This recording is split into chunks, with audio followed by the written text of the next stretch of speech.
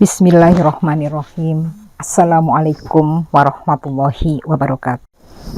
Alhamdulillahilladzi hadana lihadza wa ma kunna linahtadiya laula an hadanallah. Asyhadu an la ilaha illallah wa asyhadu anna Muhammadan abduhu wa rasuluh. Allahumma sholli ala Muhammad wa ala alihi wa sahbihi wa sallim ajmain.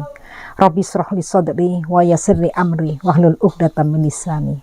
Allahumma 'allimni wa ma yanfa'uni wanfa'ni bima 'allamtani wa zidni ilma. Alhamdulillah ibu-ibu, bertemu kembali dalam materi tadabbur Al-Quran. Hari ini saya mendapatkan amanah untuk menyampaikan tadabbur surat Al-Jumu'ah ayat 9 sampai 11. Dan tadabbur ini saya merujuk kepada atau bersandar kepada tafsir Ibnu Katsir. Baiklah, akan saya bacakan ayat ke-9 dari surat Al-Jumu'ah. A'udzu billahi minasyaitonir rajim. Ya ayyuhalladzina amanu idza nudiya lis-sholati min yaumil jumu'ati fas'au ila dzikrillahi wa dzarul bai'. Dzalikum khairul lakum in kuntum ta'lamun. Wahai orang-orang yang beriman, apabila telah diseru untuk melaksanakan sholat pada hari Jumat, maka segeralah engkau mengingat Allah dan tinggalkanlah jual beli. Yang demikian itu lebih baik bagi kalian jika kalian mengetahui. Tafsir Ibnu Katsir mengatakan, sesungguhnya hari Jumat dinamakan Jumu'ah karena berakar dari kata al-jam'u, mengingat kaum muslim melakukan perkumpulan setiap 7 hari sekali di dalam masjid-masjid besar. Jadi al-jam'u adalah perkumpulan. Allah Subhanahu wa taala memerintahkan kepada orang-orang mukmin untuk berkumpul agar mengerjakan ibadah kepadanya di hari Jumat. Pada hari Jumat semua makhluk telah sempurna diciptakan. Dan sesungguhnya hari Jumat itu merupakan hari ke-6 dari tahun yang Allah menciptakan padanya langit dan bumi.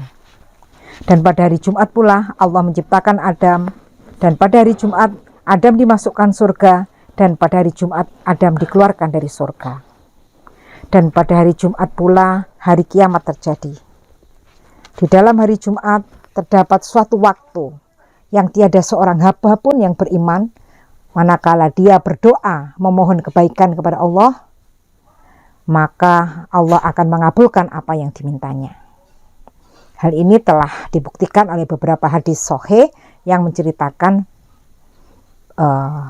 maksud seperti itu. Firman Allah, ya ayyuhalladzina amanu, wahai orang-orang yang beriman. Jadi ini seruan kepada orang-orang yang memiliki iman.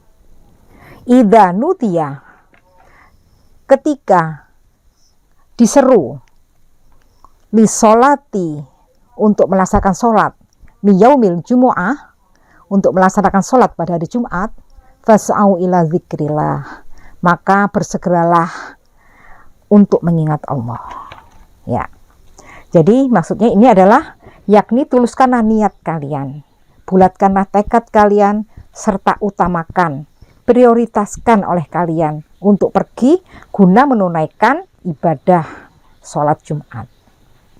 Pengertian fas'au, yaitu maka bersegeralah, ini merupakan kalimat perintah.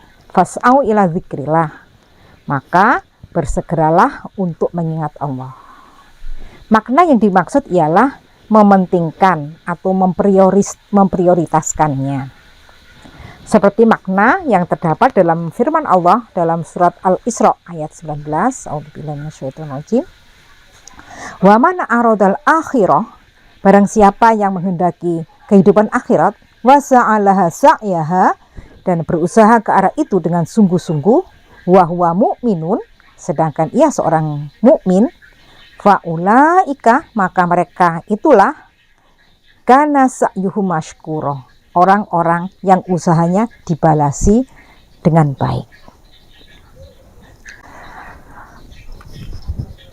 Tersebutlah bahwa sahabat Umar ibnu Khattab radhiyallahu anhu dan sahabat Ibnu Mas'ud radhiyallahu anhu membaca ayat ini yang artinya, maka bergegas-gegaslah kalian untuk mengingat Allah. Adapun jalan cepat menuju tempat sholat, maka sesungguhnya hal itu dilarang. Sebagaimana hadis yang diriwayatkan oleh Imam Al-Bukhari dan Imam Muslim, bahwa Nabi Muhammad SAW bersabda, apabila kalian mendengar iqamah, maka berjalanlah kalian menuju tempat sholat dan langkahkanlah kakimu dengan tenang dan anggun. Dan janganlah kalian melangkahkannya dengan cepat-cepat. Maka apa saja bagian sholat yang kalian jumpai, kerjakanlah. Dan apa yang terlewatkan olehmu, maka sempurnakanlah. Jadi bersegera di sini tidak diartikan sebagai tergesa-gesa melangkahkan kaki, tetapi sebagai ungkapan. Ya. Jadi sa'yu artinya bersegera ini berkaitan dengan niat, hati, dan kehusukan. Jadi lebih kepada bagaimana persiapan fisik kita, persiapan hati kita. Bahwa hari ini hari Jumat kita prioritaskan, kita tidak bersantai-santai, dipersiapkan mulai dari pagi, mandi pagi, persiapkan bajunya, wangiannya ya untuk bapak-bapak itu, sehingga memang Jumat adalah hari yang spesial karena akan bertemu dengan jamaah kaum muslimin. Sebagaimana yang disampaikan oleh Al-Hasan Al-Basri, ingatlah demi Allah, makna yang dimaksudkan bukan melangkahkan kaki dengan cepat. Sesungguhnya mereka telah dilarang mendatangi tempat sholat kecuali dengan langkah-langkah yang tenang dan anggun. Qatadah mengatakan yakni berjalan dengan hati dan amalmu. Jadi pengertian bersegera di sini ya adalah tidak terburu-buru. Jadi bagaimana Islam sudah mengajarkan kita perilaku yang indah ya. Jadi dalam mendatangi tempat sholat kita bersegera mendatangi Allah, tapi datang dengan anggun ya, langkah-langkah yang mantap, bukan tidak dengan berlari-lari ya, yang kurang elok lah kalau dipandang. Jadi subhanallah indahnya tuntunan agama kita. Dan disunatkan bagi orang yang mendatangi sholat Jumat hendaknya terlebih dahulu mandi sebelumnya. Sebagaimana sabda Rasul menurut riwayat Imam Ahmad, barang siapa yang mencuci dan mandi pada hari Jumat dan berpagi hari dan berangkat dengan segera serta berjalan kaki atau tidak berkendaraan dan mendekati imam, mendengarkan serta tidak melakukan hal-hal yang logo atau sia-sia, maka baginya untuk setiap langkahnya pahala 1 tahun puasa dan qiyam sholatnya. Hadis ini merupakan banyak jalur periwayatannya dan banyak lafadznya. Firman Allah, wadharul bai' dan tinggalkanlah jual beli. Yakni bersegeralah untuk mengingat Allah dan tinggalkanlah jual beli. Karena itulah para ulama sepakat bahwa haram melakukan jual beli setelah azan. Firman Allah, dzalikum khairul lakum in kuntum ta'lamun. Yang demikian itu lebih baik bagi kalian jika kalian mengetahui. Yakni jika kalian meninggalkan jual beli dan kalian bergegas untuk mengingat Allah dan sholat adalah lebih baik bagi kalian. Yakni bagi kehidupan dunia dan akhirat kalian jika kalian mengetahui. Nah, demikian yang ditulis oleh Tafsir Ibnu Katsir ya.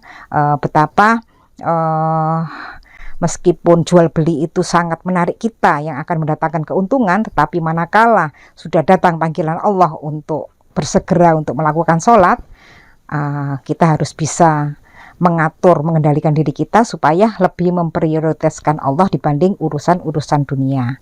Dan yang demikian itu akan membawa kebaikan pada diri kita, bagi kehidupan di dunia kita maupun bagi kehidupan akhirat kita. Ayat ke-10. A'udzu billahi minasyaitonir rajim. Fa idza qudiyatis sholatu fantashiru fil ardi wabtaghu min fadlillahi wazkurullaha katsiran la'allakum tuflihun. apabila telah ditunaikan sholat, bertebarlah kalian di muka bumi dan carilah karunia Allah, dan ingatlah Allah sebanyak-banyaknya agar kalian beruntung. Tafsir Ibnu Katsir ya, dari firman Allah, fa'idza qudiyatis shalah, maksudnya apabila sholat telah diselesaikan, fantasiru fil ard, maka bertebaranlah kalian di muka bumi, wabtaghu min fadlillah, dan carilah karunia Allah. Jadi setelah dilarang melakukan jual beli, kemudian diizinkan sesudah sholat Jumat ditegakkan. Diizinkan untuk bertebaran di muka bumi dalam rangka mencari karunia Allah, dalam rangka menjalankan amanah, dalam rangka menjalankan bisnis, dalam rangka menjalankan perusahaan, dan seterusnya ya. Nah, telah diriwayatkan dari sebagian ulama salaf, barang siapa yang melakukan jual beli pada hari Jumat sesudah menunaikan sholat Jumat, maka Allah memberkahi jual belinya. Nah, begitu ya dari ulama salaf. Kemudian firman Allah lanjutannya, wazkurullaha katsiran la'allakum tuflihun, dan ingatlah Allah sebanyak-banyaknya supaya kalian beruntung. Mujahid mengatakan bahwa bukanlah seorang disebut banyak mengingat Allah sebelum ia selalu ingat kepada Allah, baik dalam keadaan berdiri, dalam keadaan duduk, maupun dalam keadaan berbaring ya. Jadi setelah melakukan sholat, setelah ada pelarangan untuk berjual beli pada saat hari Jumat, kemudian diizinkan untuk fantasiru fil ard, bertebaran di muka bumi dalam rangka mencari karunia Allah, dalam rangka ya manusia menyelesaikan semua urusannya macam-macam, yang jadi guru mungkin mengajar, yang di perusahaan mungkin kembali kepada rutinitasnya, yang berdagang kembali berdagang ya, pada urusan dunia yang banyak. Tetapi pesannya Allah adalah wazkurullaha katsiran ya, ingatlah Allah sebanyak-banyaknya, la'allakum tuflihun, supaya kalian beruntung. Jadi meskipun seorang muslim, seorang mukmin sudah tidak di dalam masjid lagi ya, yang tadi di masjid itu dalam tadi melaksanakan sholat Jumat, tapi pada saat dia kembali bertebaran di muka bumi, Allah berpesan, ingatlah Allah sebanyak-banyaknya supaya kalian beruntung. Jadi kata kuncinya supaya kita bisa mendapatkan suatu keberuntungan hidup, keberuntungan usaha, keberuntungan pekerjaan, keberuntungan apa yang kita usahakan, maka ingatlah Allah sebanyak-banyaknya ya. Dan Mujahid mengatakan, tadi dikatakan bahwa bukanlah seorang disebut banyak mengingat Allah sebelum ia selalu ingat kepada Allah, baik dalam keadaan berdiri, duduk, maupun berbaring. Dari dalam setiap keadaan, dalam setiap situasi, akhlak seorang muslim, dia senantiasa mengingat Allah ya, karena dia merasa diawasi oleh Allah, bahwa apa yang dilakukan, apa yang dia kerjakan, apa yang dia putuskan, apa yang dia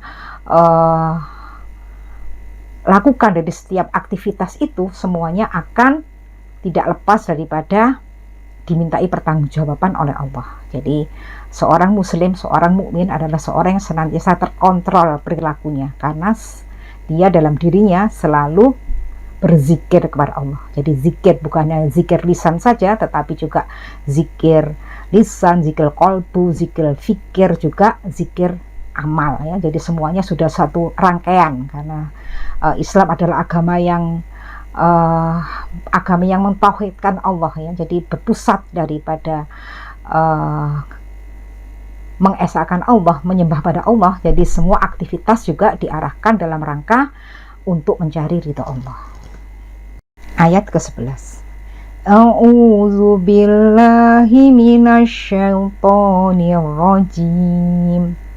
Wa idza ra'au tijaratan aw lahwan faddu ilaiha wa tarakuka qa'ima qul ma 'indallahi khairum minal lahwi wa minat tijarah wallahu khairur raziqin.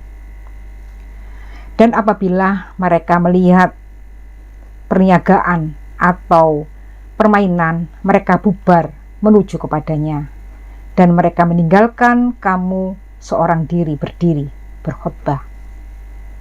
Katakanlah, apa yang di sisi Allah lebih baik daripada permainan dan perniagaan, dan Allah sebaik-baik pemberi rizki. Allah mengecam orang-orang yang bubar meninggalkan khutbah Jumat karena menuju ke tempat perniagaan yang baru tiba di Madinah di masa Rasulullah itu ya. Untuk itu Allah berfirman, wa idza ra'au tijaratan aw lahwan fadu ilaiha wa tarakuka qa'imah. Muqatil Ibnu Hayyan menduga bahwa barang dagangan tersebut adalah milik Dihya ibnu Khalifah sebelum ia masuk Islam. Jadi pada saat ini ceritanya pada saat diselenggarakan sholat Jum'ah, kemudian datang Muqatil Ibnu Hayyan membawa dagangan. Nah, dia memakai genderang dalam menjajakan barang dagangannya. Nah, akhirnya orang-orang yang sedang mendengarkan khutbah mereka bubar menuju dagangan Dihya ibnu Khalifah, kecuali sebagian kecil yang tidak terpengaruh oleh panggilan itu ya, karena memang Madinah itu adalah kota perdagangan yang memang jual beli juga antar negara. Saat itu ada yang baru bawa dagangan sehingga orang berebut untuk memilih barang yang bagus.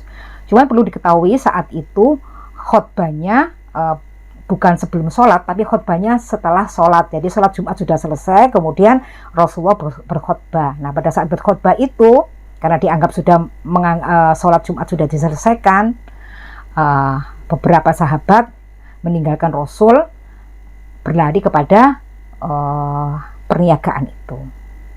Ya, kecuali sebagian kecil yang tidak berpengaruh. Ada satu riwayat mengatakan sekitar 12 sahabat. Padahal khutbah kita tahu merupakan satu rangkaian syarat daripada sholat Jum'ah ya. Sampai akhirnya kemudian khutbahnya sekarang didahulukan. Saya kurang tahu di sini tidak dijelaskan mulai kapan Rasulullah mulai meletakkan khutbahnya sebelum sholat Jum'ah ya. Jadi riwayat ini pada saat ayat turun ini khutbah Jumatnya dilakukan setelah sholat Jumat dilaksanakan ya. Tetapi begitupun Allah menegur ya, seperti itu ya. Jadi pada saat Rasulullah masih berkhutbah kok ditinggalkan, nah, itu satu tindakan yang tidak sopan yang dikecam oleh Allah. Terus Allah berfirman, Qul ma indallahi khairum minal lahwi wa minal tijarah. Katakanlah, apa yang di sisi Allah adalah lebih baik daripada permainan dan perniagaan. Wallahu khairur razikin, dan Allah sebaik-baik pemberi rizki. Disinilah seorang muslim ya diingatkan kembali bahwa Allah adalah sebaik-baik pemberi rizki. Jadi pada saat riwayat itu turun, para sahabat itu bersegera kepada dagangan itu karena khawatir nggak dapat barang yang bagus ya. Kalau dia dapat barang yang bagus, otomatis dia bisa akan mendapatkan rizki yang banyak kan, begitu pemikirannya ya. Kemudian Allah menjelaskan wallahu khairur razikin, dan Allah sebaik-baik pemberi rizki. Nah, ini yang harus kita ingat juga. Janganlah setan bisa mengganggu diri kita manakala misalnya dalam beribadah kita diganggu setan sehingga tidak menyempurnakan beribadah kita. Kita harus ingat bahwa Allah adalah sebaik-baik pemberi rizki ya. Jadi kalau tadi dihubungkan dengan ayat sebelumnya, watskurullaha katsiran la'allakum tuflihun ya, ingatlah Allah sebanyak-banyaknya agar kalian beruntung ya. Dengan ingat pada Allah sebanyak-banyaknya, otomatis seorang muslim tidak akan melakukan satu penipuan, tidak akan melakukan suatu korupsi dan sebagainya. Dan kita dikuatkan lagi pada ayat selanjutnya, wallahu khairur razikin ya. Meskipun kita tidak melakukan korupsi, tidak melakukan tipu muslihat untuk mendapatkan keuntungan, kita jauhi hal-hal yang tidak disukai Allah itu, karena kita senantiasa berzikir kepada Allah, kita tetap yakin wallahu khairur razikin, dan Allah adalah sebaik-baik pemberi rizki. Demikian tadabbur surat Al-Jumu'ah ayat 9 sampai dengan 11. Mudah-mudahan kita bisa mendapatkan pelajaran, bisa mendapatkan penguatan, bisa mendapatkan buah dari apa yang kita pelajari pada kesempatan kali ini ya, terutama diri saya sendiri. Mudah-mudahan semakin bertambah sedikit ilmu kita, juga semakin bertambah juga keimanan kita. bertambah juga kebaikan kita. Hanya kepada Allah lah kita bersandar dan hanya kepada Allah kita memohon pertolongan. Saya mohon maaf atas segala kekurangan. Terima kasih atas segala perhatiannya. Nasrum minallahi wa fathun qarib wa basyiril mu'minin. Wassalamualaikum warahmatullahi wabarakatuh.